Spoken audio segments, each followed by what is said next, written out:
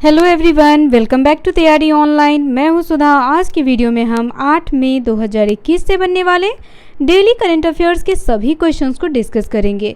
साथ ही आपको बताए जाएंगे प्रश्नों से संबंधित इंपॉर्टेंट फैक्ट्स। ये वीडियो आपके आने वाले सभी एग्जाम्स के लिए इंपॉर्टेंट है, तो वीडियो को आप अंत तक देखें। यदि इस वीडियो का PDF चाहिए तो आप हमें ज्वाइन करें टेलीग्राम ग्रुप पर। साथ ही GK current affairs and latest updates के लिए आप तैयारी ऑनलाइन को सब्सक्राइब कर लें, बेल आइकन को दबाएं ताकि सभी नोटिफिकेशन सबसे पहले आप तक पहुंचे। आप हमसे इंस्टाग्राम पर भी जुड़ सकते हैं, लिंक डिस्क्रिप्शन में मिलेगा। तो चलिए देर न करते हुए पहला प्रश्न देखते हैं। इकोनॉमिक अफेयर्स की कैबिनेट कमेटी ने हाल ही में किस बैंक के रणनीतिक विनिवेश के लिए सैद्धांतिक मंजूरी दी है? तो देखिए, सैद्धांतिक मंजूरी दी गई है IDBI बैंक के द्वारा। Option number D correct answer है। इंपॉर्टेंट फैक्ट्स देखते हैं। तो हाल ही में केंद्र सरकार की इकोनॉमिक अफेयर्स की कैबिनेट कमेटी ने हाल ही में IDBI बैंक के रणनीति विनिवेश के लिए सैद्धांतिक मंजूरी दी है, जिसके तहत इस बैंक के मैनेजमेंट कंट्रोल भी ट्रांसफ़र किया जाएगा। इस समय बैंक की 94% से ज़्यादा हिस्सेदारी सरकार और LIC के पास है। जल्द ही LIC के पास इस बैंक का मैनेजमेंट कंट्रोल भी होगा। चलिए अब आपको IDBI बैंक के बारे में बता दें तो इसकी स्थापना की गई थी 1 जुलाई 1964 में और 16 फरवरी 1976 तक यह रिजर्व बैंक ऑफ इंडिया का सहायक संस्था के रूप में कार्य करता रहा। नेक्स्ट क्वेश्चन, कनाडा के ड्रग रेगुलेटर हेल्थ ने किस कंपनी के द्वारा बनाई गई बच्चों के लिए विश्व की पहली कोरोना वैक्सीन को मंजूरी दे दी है? तो देखिए, वो कंपनी है Pfizer. Option number B correct answer है। इंपॉर्टेंट फैक्ट्स देखते हैं इससे रिलेटेड। तो कनाडा के ड्रग रेगुलेटर हेल्थ ने हाल ही में फाइजर कंपनी के द्वारा बनाई गई 12 से 15 साल के बच्चों के लिए विश्व की पहली कोरोना वैक्सीन को मंजूरी दे दी है। फाइजर का दावा है कि उसने 12 से 15 साल उम्र के 2260 बच्चों पर वैक्सीन के ट्रायल किए हैं, जो पूर्ण रूप से इफेक्टिव साबित हुआ है। नेक्स्ट क्वेश्चन, द्रविड़ मुनेत्र करगम प्रमुख MK स्टालिन हाल ही में किस राज्य के मुख्यमंत्री चुने गए हैं? तो देखिए, वह तमिलनाडु के मुख्यमंत्री चुने गए हैं। Option number D correct answer है। इंपॉर्टेंट फैक्ट्स देखते हैं। द्रविड़ मुनेत्र करगम प्रमुख MK स्टालिन हाल ही में तमिलनाडु राज्य के मुख्यमंत्री चुने गए हैं। वे आज मुख्यमंत्री पद की शपथ लेंगे। उनसे पहले पलानीस्वामी ने अपना और अपने मंत्रिमंडल का त्यागपत्र राज्यपाल बनवारी लाल पुरोहित को सौंपा है। तमिलनाडु की राजधानी है चेन्नई। तमिलनाडु का सबसे बड़ा शहर भी चेन्नई ही है। तमिलनाडु के राज्यपाल हैं बनवारी लाल पुरोहित। विधानमंडल में तमिलनाडु के 235 सीटें हैं। राज्यसभा में 18 सीटें हैं और लोकसभा में 39 सीटें हैं। उच्च न्यायालय है मद्रास उच्च न्यायालय। तमिलनाडु में बोले जाने वाली राजभाषा है तमिल। नेक्स्ट क्वेश्चन, शोधकर्ताओं को हाल ही में किस राज्य में सोरोपोड्स डायनासोर की 100 मिलियन साल पुरानी हड्डियां मिली है? तो डायनासोर की ये पुरानी हड्डियां जो हैं वह मिली हैं मेघालय राज्य में। ऑप्शन नंबर डी इसका करेक्ट आंसर है। चलिए अब हम इम्पॉर्टेंट फैक्ट्स देख लें। शोधकर्ताओं को हाल ही में मेघालय राज्य के पश्चिमी खासी हिल जिलों के पास सोरोपोड्स डायनासोर की 100 मिलियन साल पुरानी हड्डियां मिली हैं। इस डायनासोर की पहचान लंबी गर्दन वाले डायनासोर के जीवाश्म की हड्डी के टुकड़ों से की गई है। मेघालय भारत का पूर्वोत्तर राज्य है, जिसका शाब्दिक अर्थ है बादलों का घर। मेघालय की स्थापना की गई थी 1 अप्रैल 1970 में। मेघालय की राजधानी है शिलोंग और सबसे बड़ा शहर भी शिलोंग ही है। नेक्स्ट क्वेश्चन, 7 मई को विश्व भर में कौन सा दिवस मनाया जाता है? तो देखिए, 7 मई को मनाया जाता है विश्व एथलेटिक्स दिवस। Option number B correct answer है। वर्ल्ड एथलेटिक्स डे मनाया जाता है। इंपॉर्टेंट फैक्ट्स देखते हैं। 7 मई को विश्व भर में विश्व एथलेटिक्स दिवस मनाया जाता है। इस दिवस का उद्देश्य युवाओं के बीच खेलों को लोकप्रिय बनाने और देश के स्कूलों संस्थानों में प्राथमिक खेल के रूप में एथलेटिक्स को बढ़ावा देना है। इस दिवस की हर वर्ष तारीख बदलती रहती है, जिसे IAAF निर्धारित करता है। IAAF का फुल फॉर्म है international association of athletics federation. इसका मुख्यालय मोनाको में है। इसकी स्थापना 17 जुलाई 1912 ईस्वी में स्टॉकहोम, स्वीडन में की गई थी। नेक्स्ट क्वेश्चन, देश के किस मंत्रालय ने सामाजिक सुरक्षा संहिता 2020 की धारा 144 की अधिसूचना जारी की है?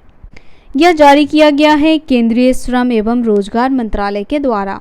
Option number D correct answer है। इंपॉर्टेंट फैक्ट्स देखिए, केंद्रीय श्रम एवं रोजगार मंत्रालय ने हाल ही में आधार की प्रासंगिकता को कवर करने वाली सामाजिक सुरक्षा संहिता 2020 की धारा 144 की अधिसूचना जारी की है, जिसके तहत यह मंत्रालय सामाजिक सुरक्षा योजनाओं के अंतर्गत अपने डेटाबेस के लिए लाभार्थियों के आधार का विवरण प्राप्त करने में सक्षम हो जाएगा। नेक्स्ट क्वेश्चन, निम्न में से किस पॉलिटिकल पार्टी के प्रमुख और पूर्व केंद्रीय मंत्री चौधरी अजीत सिंह का हाल ही में निधन हो गया? तो देखिए, चौधरी अजीत सिंह राष्ट्रीय लोक दल पॉलिटिकल पार्टी से थे। इम्पॉर्टेंट फैक्ट्स देखते हैं। तो राष्ट्रीय लोक दल पॉलिटिकल पार्टी के प्रमुख और पूर्व केंद्रीय मंत्री चौधरी अजीत सिंह का हाल ही में 82 साल की उम्र में कोरोना से संक्रमित होने के कारण निधन हो गया। उनके फेफड़ों में इन्फेक्शन फैलने से उन्हें निमोनिया भी हो गया था। उन्हें जाटों के बड़े नेता के नाम से भी जाना जाता है। नेक्स्ट क्वेश्चन, इनमें से किस दिवंगत अभिनेता की फोटो बंगाली स्कूल की टेक्स्ट बुक में शामिल किया गया है? तो देखिए, वह अभिनेता हैं Sushant Singh Rajput. Option number B correct answer है।